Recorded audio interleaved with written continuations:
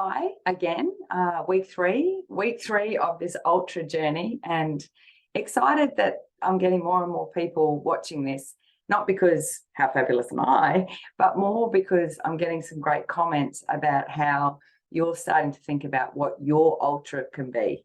And that doesn't necessarily mean running. And a lot of the topics I'm going to talk about in these little catch-ups is topics that relate not just to my running experience doing this ultra, but in all other areas of my life. And today's is super, super important because this last week has been a real shift for me, probably further than I imagined I needed to do around identity.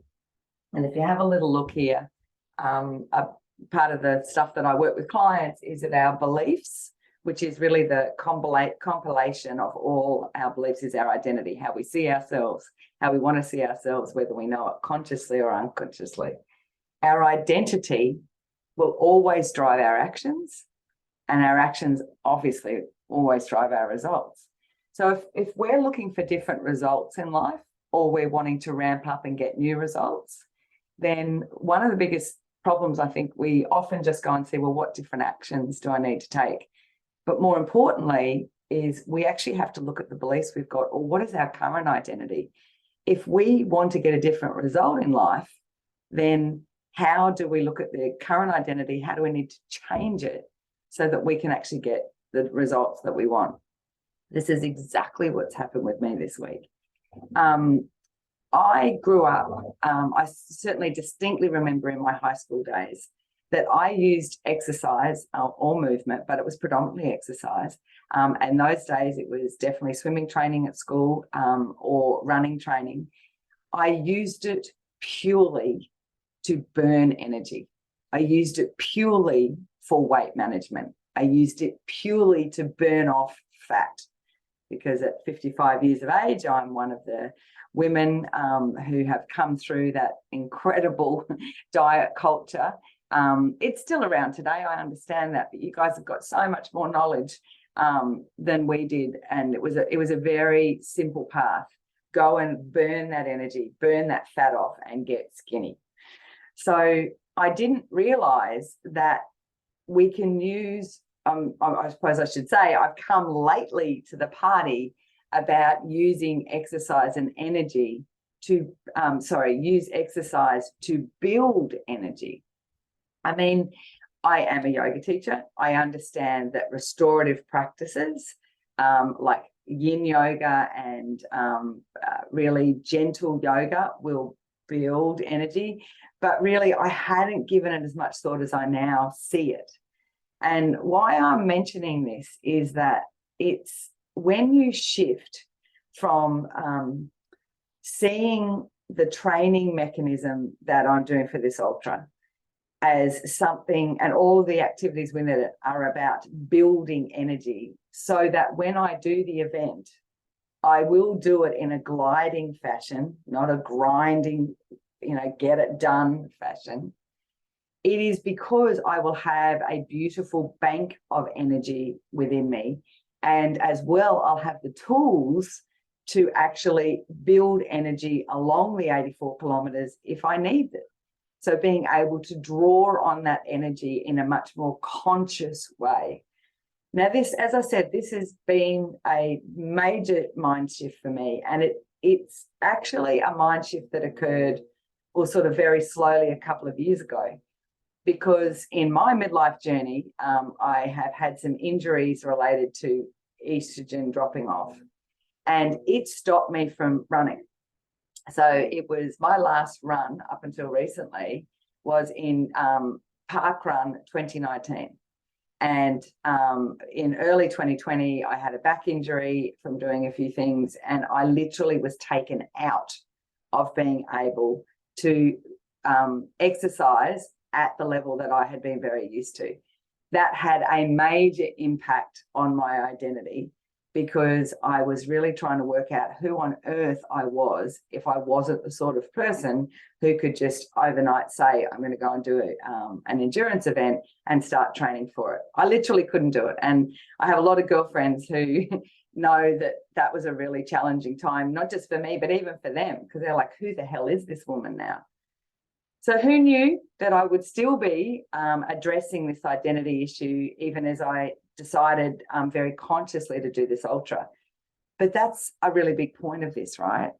Is that when we make decisions to go and do things that are sort of, as I said, whispering in our soul, something that we want to go and have a crack at, it is never really solely about that doing, that action that we're taking. It's more about who is the person that I want to become by actually doing that action and achieving that thing. So the number one thing that I'm playing with about building energy at the moment is using math heart rate. So this is where I literally, it's 180 minus my age. So my maximum heart rate for my training for this big chunk of training now is only at 125 beats per minute. Now, what is really challenging is that the reason that that is there, over a lot of research, is so that I can build my aerobic capacity.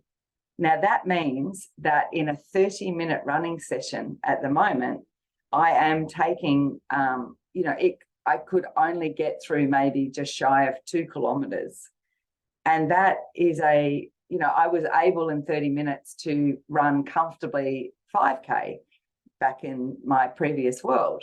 So this whole mindset shift that I've got to have around, I'm doing this to build my energy, to build my aerobic capacity for an endurance event, so that I can draw on all this oxygen I need to be in this beautiful state when I run the ultra. And what I mean it's a beautiful state is that when I'm in that aerobic state, I'm actually drawing on my real oxygen reserves, but I'm also not putting myself into a stress response.